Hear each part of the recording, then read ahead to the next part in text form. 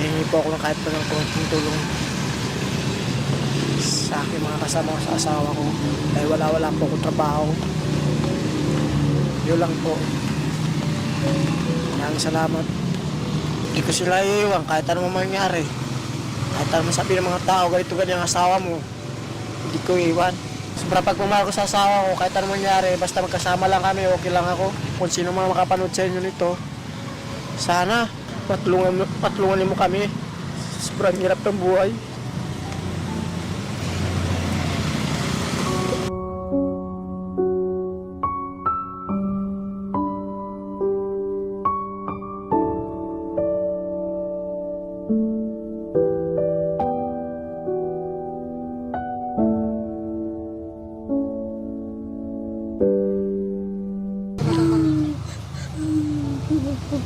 Salamat ka. Ba't ka umiiyak, ate?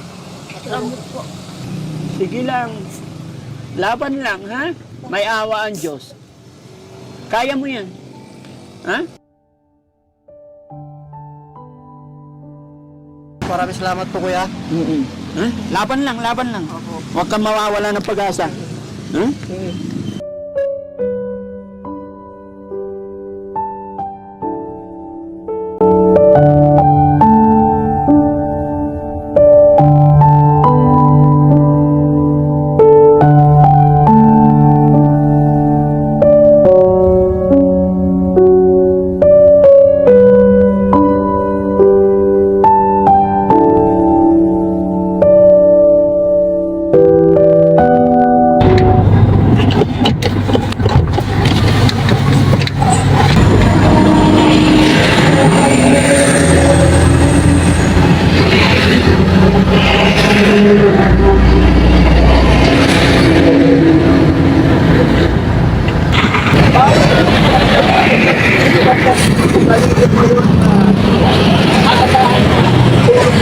Ibang tao, saan yung tulong ng mga vlogger?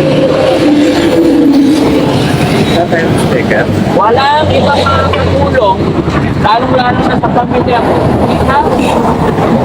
Okay? Huwag kang mag-alit sa akin, ha? Nililintog lang kita kasi magbago yung buhay mo.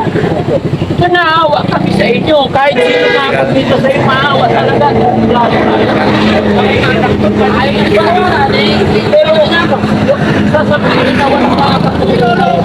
Wala talagang gagawa na yan. Ikaw, walang ibang tutulong sa'yo. Hindi mo nagkaroon ka ng dalawang anak. Dapat marunong ka rin. Sige mo. Asa mo kung kanino iyak ka. Kahit hindi namin. Pero ako, kahit hindi mo kami. Pagkakita niya talaga ako. Dalawang beses lang yan. Pwede yung sasabihin mo, hindi kami pinapalad kasi walang tuturo. Hindi eh. Ikaw gagawa ng kapalaran mo. Ha? Ikaw gagawa ng kapalaran mo. Kaya nga, yan, malakas ka naman, nakapaghanap buhay ka, mag-ipon ka na mag-ipon. Para mga pag-panita.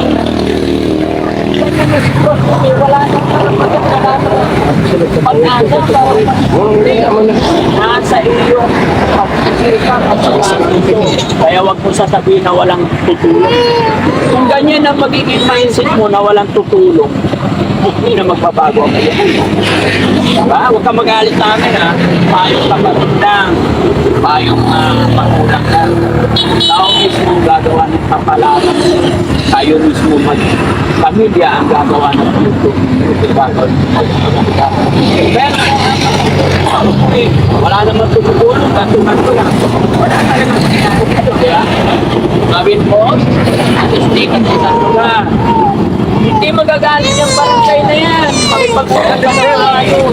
Kasi tamo, as long as nakikita nila maganda yung ginagawa mo, ha? Ate, umiiyak yata. Ulong mo lang doon konti para hindi umiiyak. Baka natatakot sa akin. Malaglag kayo dyan. Dito kayo. Umiiyak sa harap para hindi siya umiiyak. Dito ano? Takot sa tao. Oo. Kung ang magiging mindset mo parati walang tutulong, ano mangyari na po? So, kailangan kanila na magkakita ka, tutuwala ka. Pagpaalam ka sa may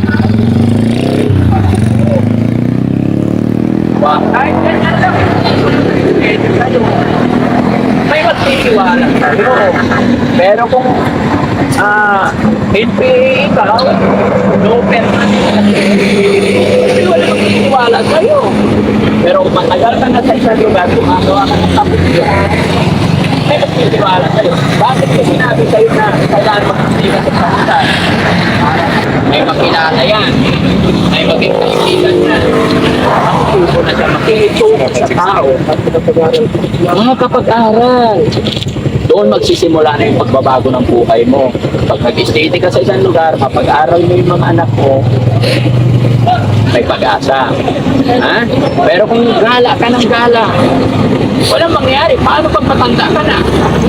Paano pag matanda ka na? Asawa ka na? Sige, sabihin natin malakas ka pa. Hindi sa inihiling, nagkasakit kayong mag-ina, ay mag-asawa. Ang lilit man anak mo. Ano mangyayari sa mga anak mo? Hindi ka ba naawa? Naawa. Diba? Ngayon, kaya pa kasi malakas ka pa. Kaya natin natin. Ano? Oh, nagkasakit ka. Kaya kayo mga naon. Kawawa.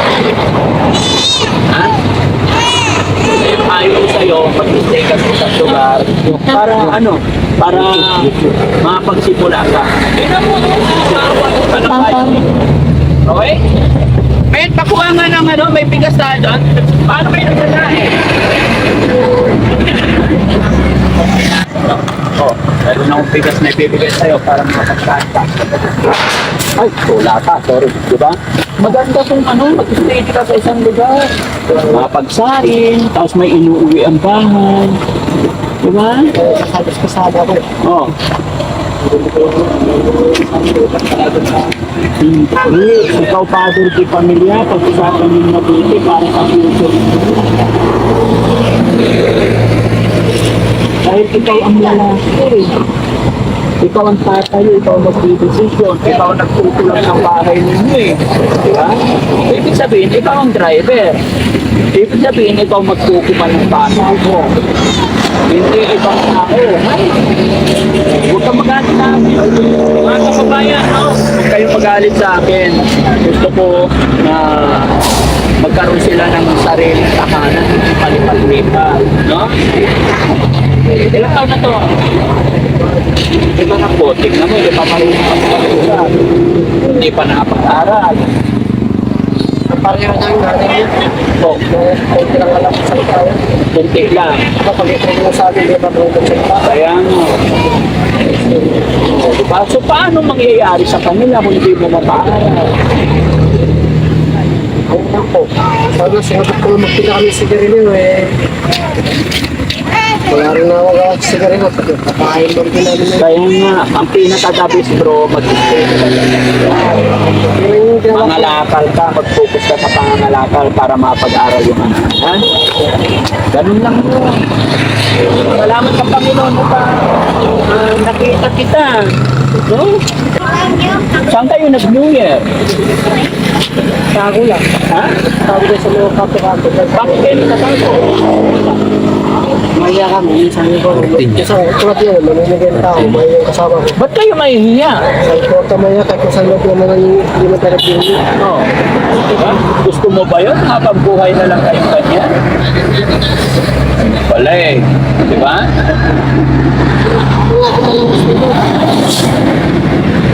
Ano ba? Ganun din sila.